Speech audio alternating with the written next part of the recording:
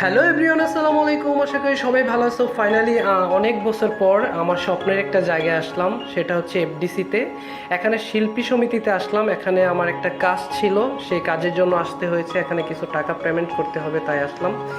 এসে নিজের আবেগ ধরে রাখতে পারলাম না, কারণ এখানে অনেক স্মৃতি জড়িয়ে আছে আমার স্বপ্নের নায়িকার, স্বপ্নের নায়কের। ওদের এখানে অনেক স্মৃতি জড়িয়ে আছে। এখানে আপনারা দেখবেন বিভিন্ন মুভির শ্যুট হয়েছে, এখানে বিভিন্ন গানের শ্যুট হয়েছে।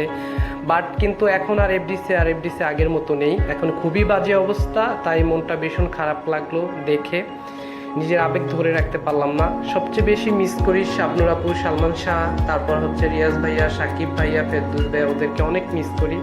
এখন আর ওরা আসে না, আগের মতো আর এফডিসিতে কাজ টাজ করে না।